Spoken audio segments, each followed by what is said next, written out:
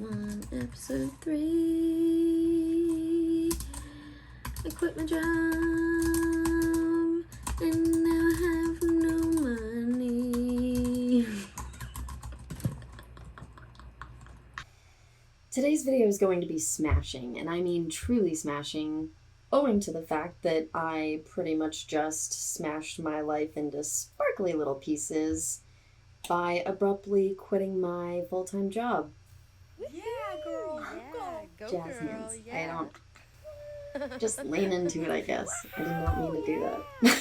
I'm making this video because I'm scared shitless and I need to talk about it. And also, I think that this is really important to talk about in this present moment and share this moment. So often we see the after video, like, this is how it happened to me, not bruh, like, this is happening to me right now. It's not usual to see everything happening when everything is so freaking up in the air. Since this video is being filmed as I'm working through all of this, this video won't provide you with any of the end-all kind of answers you might seek. No, it won't. Instead, what it will provide you with is, well, I want to walk you through what strategies I've thought about and my thought process for each of these. Throughout the next few months, I'll keep you updated on how this whole terrifying process is going. Also, if you all have any words of encouragement or any knowledge you'd like to share, then, like, please, seriously do. Please share. Please educate this wee soul. So, what exactly caused me to quit my job? Was I completely nuts or something, or what? Well, when I quit my job, I hadn't planned on doing it that day, like in that moment. I had thought about it for quite a while. I loved the company I worked for, and I loved my bosses, and I loved the people, but it just wasn't what I wanted to do. Long story short, when I walked into work that morning, I wasn't expecting to quit. Certain circumstances happened that just made me just decide I can no longer continue here, so I need to leave. And then, before I even put my stuff down, I had quit. And that's pretty much what happened. So, now I'm sitting here, happier than ever, and more terrified than ever, with only 3 to 6 months to make a living off of my art business. I feel like I'm gonna throw up, but it's fine. It's gonna be okay. I mean, honestly. Alright, I'm gonna pop in real quick because I realized while I was editing this video that I forgot a very, very important piece of this whole puzzle, and I think you need to know, which is my financial resources and opportunities that I have, as well as, I don't know how to really say this. Well, actually, yes, I do. There it is. My experience with selling my artwork in general. Like, how much experience do I have selling my art? What level am I at, you could say? Whatever, that's so not businesslike or professional. So real quickly, my resources. I do have a financial advisor. Turns out you don't have to be rich to have one. I do recommend you go get one. I was really, really young when I got a financial advisor. I use Edward Jones. I'm not sponsored. I've never really used any other company, so I don't know. Shop around. Get a financial advisor. I went in with like $150. I was super embarrassed, but now I have a cushion, so that brings me to my savings. I do have a savings account with Edward Jones, which is my cushion that I'm going to be living off of, and I have enough money in there to I feel comfortable living for 3 to 6 months off of that money. I could go longer. I'm pretending like I don't, though, because just going 6 months without any sort of income makes me feel really queasy, so we're not going to do that. 3 to 6 months without any sort of income and I will be fine. Obviously, that's not what we hope. We hope that Mama brings in a lot of income. So what are my options, really? Like, what options do I have at my disposal? First of all, option number one, I could go out there and get my happy ass a job. That would be option number one. A part-time job isn't totally out of the question at all. I have not taken that off the table. In fact, my financial advisor is supposed to come and harass me 3 months into all of this, saying, hey, did you get a freaking part-time job? At least. That's still on this table of mine. It would give me some money to work with that is totally outside my current budget, which would also give me a certain amount of extra safety and stability, which would be really nice, you know?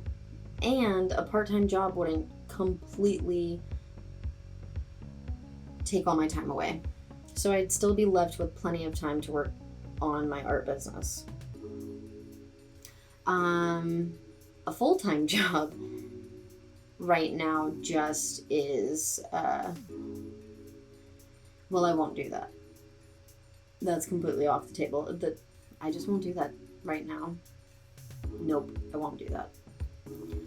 Option number two is galleries, fairs, craft shows, and hustling to bring as much traffic to my personal website as I possibly can through social media.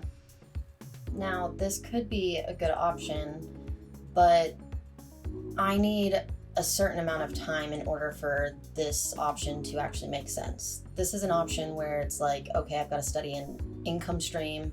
I have some source of sort of stability, and we can just roll with the punches and devote some time to this now. I don't have time for this. I do not have time for this. I think that this is a good option, and I think that, oh my god, I'm so sorry, my hiccups are just like, it's I would love to get into galleries. I would love to bring all the traffic directly to me, to my website. I would love that. I just don't think that that is the end-all be-all, like, encompassing strategy and plan. All my eggs should not be in this basket because I will still be poor. In fact, probably poorer if I do this. Also, I would like to say that COVID has made selling in person very, very difficult to rely on. Galleries and art fairs are just that. They're selling in person. On the flip side, while online has been doing fabulous since COVID, relying on just my website seems dangerous to me, especially since, well, it's hard for me because I'm still figuring out how to actually drive traffic to my website. It takes time to build any source of income, and I just don't want to rely on just one, especially if it's my personal website that's this itty-bitty baby thing. Option number three, this is actually the option that I am gonna stick with right now.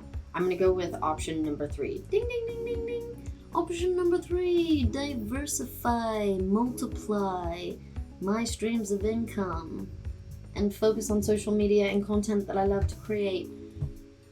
The reason I think this is good is because building an income stream, like I said, takes time. So what I'm going to do is I'm going to work on multiple streams of income, little by little. So the income streams that I'm going to work on are Etsy, my website, Fiverr, and commissions. So Etsy, I want to work on because it's a marketplace with active customers, and Etsy themselves market a lot. I've seen commercials for Etsy on TV, and I don't even watch TV that much, so that's pretty good chances. And then also my website, I'm gonna sell the same products that I sell on Etsy through my website. I might do a future video on why and how this is all gonna work.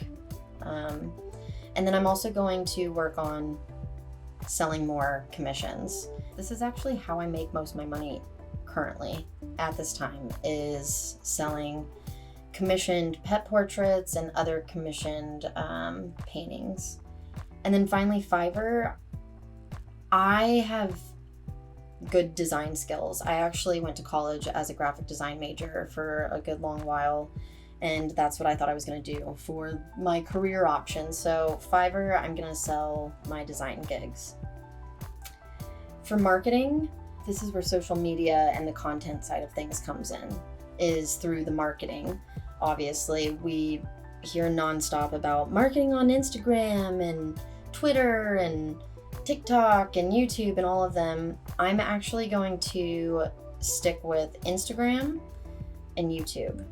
So Instagram is where I actually sell all my commissions for the most part. Not all of them. Some of them come through like email and stuff like that. But for the most part, all of my commissioned work that I've ever gotten has come through Instagram direct messages. So I'm gonna work on maintaining and bettering my Instagram, and then I'm going to go hard into YouTube because hello, it helps build awareness. I also want everyone to, if anybody is going to be a potential client or customer of mine, I'd love for them to be able to get to know me first, because I know it really helps, especially with buying a piece of artwork. It just makes such a difference to actually get to know the artist behind it. So I'm gonna do that. And also, I just love making videos. I honestly just love making videos. The last bit of marketing that I kind of want to throw in here at the last second is I want to work on my PR skills. So there's so many publications out there that I really would like to be in. I want to work on being featured and getting involved with podcast publications and other sort of features. So different magazines, different podcasts. I'm a total podcast junkie, like completely. But I also love all the creative and artsy magazines and books and things like that. So I'm gonna focus on like PR, as well as like social media marketing and all of that. Obviously, I love creating YouTube videos, so that's why I'm putting my eggs into this basket, I guess. So that's what I'm gonna do. That's my game plan. After all the brainstorming, after talking it through during my mastermind meetings, and all of the, stressing out and overthinking I've done, that's my game plan. You'll all have to let me know what you think. I'm actually really excited to hear some feedback about this. Obviously, I'm excited because it's scary. So let me know your thoughts. Let me know if you see any holes in my plot. And yeah. Thanks everyone for watching this video. I hope you got a lot out of it, but probably not, because, well, maybe you did. I don't know. I'm still very lost, but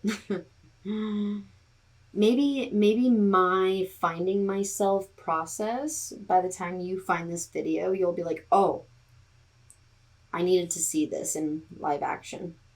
Welcome to seeing me in the wild. The wilderness is terrifying. Okay, I gotta call my friend though. She's been calling me a few times since I've been trying to film this, so I need to go do that. I hope you guys have a beautiful rest of your day and a creative rest of your week, and I will see you guys next time. I'm scared.